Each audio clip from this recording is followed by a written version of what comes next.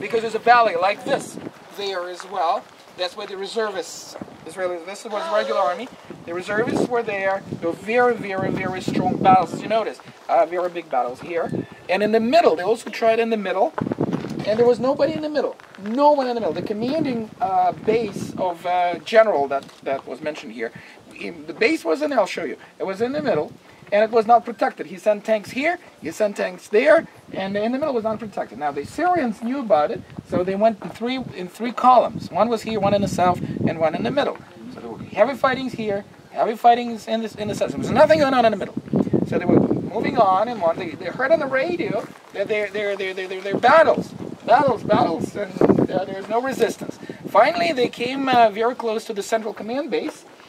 Now, General Natan didn't have any tanks, so he sent all his soldiers of the command, the cooks, the secretaries, the radio specialists, all that people. He said, well, take grenades and go fight. All right? And so, and the folks like me, we don't know how to fight. You know, MPs, they don't know how to fight. So they all went out, and they made lots of noise. And so the Syrians were thinking, well, this is some serious forces that are right there. And so guess what? They turned around and went back. There was basically no tanks at all on the Israeli side. And again, the commander of the Syrian forces in the middle section was court-martialed in Syria because he could not explain why would he go back, because there was no tank. Most of the people died, though. Most of the folks that were fighting here, they died. How many? I don't actually remember, but you've heard that only 4 tanks survived out of 144. So almost everybody. And you can see all those trees are planted to remember the soldiers. But most of the folks here were actually officers, because the Israelis did not have a night vision equipment. The Russians supplied the Syrians with a night vision. The Israelis did not have night vision, and so the officers had to look physically, get out of the tower and look, and that's when they were hit by the machine guns from the tanks, the Syrian tanks, because they were visible. And most of the officers here died. But despite of this fact, they were able to stop right here. This is the furthest they could go. This is the last tank.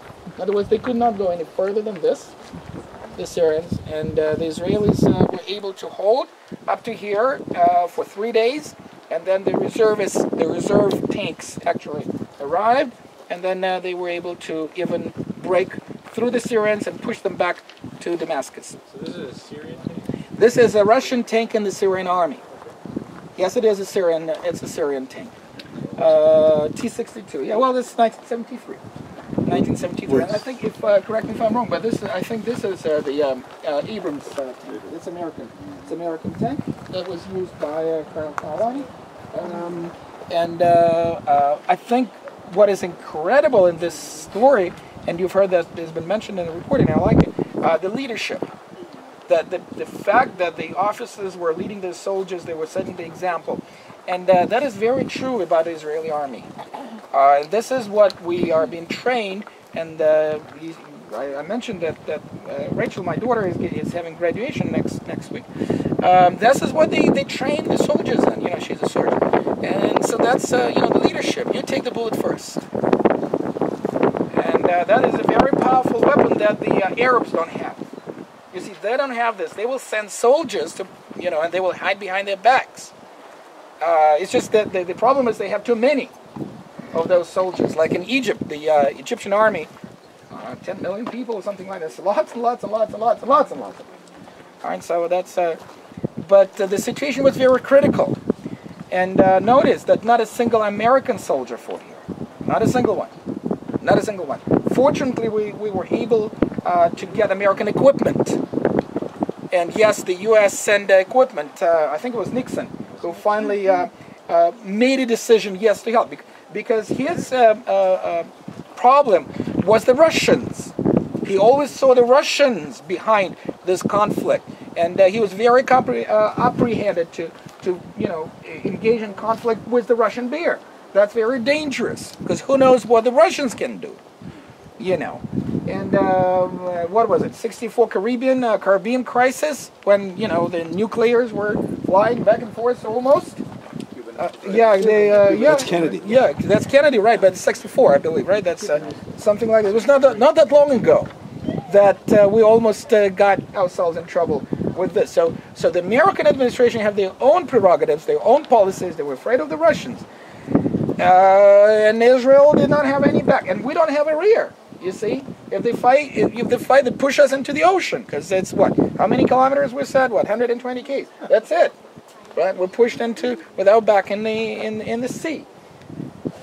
And that was very, very. You can ask Uri, because he was a soldier here in 1973. It was very dangerous, not only for the soldiers but for everybody. And that's one thing that maybe, folks, you can realize after being in Israel, that any conflict for us is a life and death situation. It's either to be or not to be. All right, it's not a skirmish. It's not a regional, some kind of a conflict over something small. For us, it's either we're here or not, because this is what the Arabs, this is what they want, basically. They don't want us here. Period. Period. I don't know if you heard about a year ago. Helen Thomas, an American correspondent in White House, made a comment about Israel when she was asked, what shall the Jews in Israel do? She said, let them go home to Poland and Germany. That's what she said. American journalist. I remember that. American, not Arab, right? Though she's from Lebanon, though. She's originally from Lebanon. She's originally Christian family, Lebanese Christian family.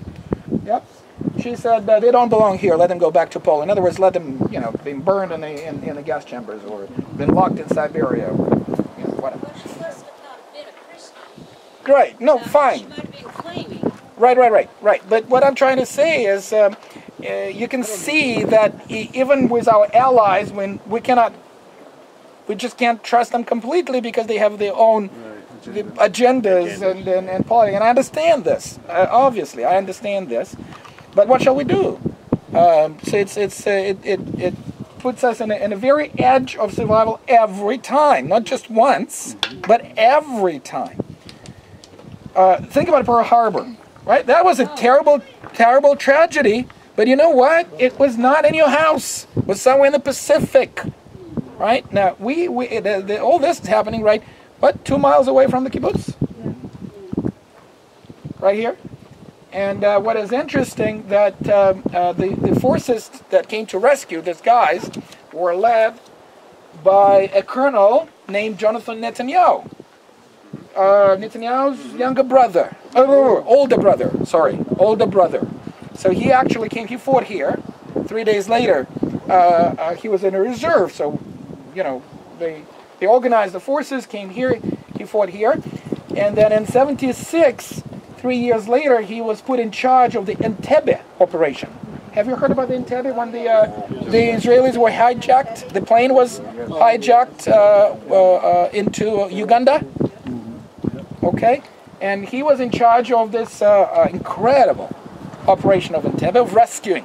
Again, see who rescued Israeli hostages? Israel. Israel. Okay, we went into there. He was in charge of that. The operation was so smooth, they had no casualties at all.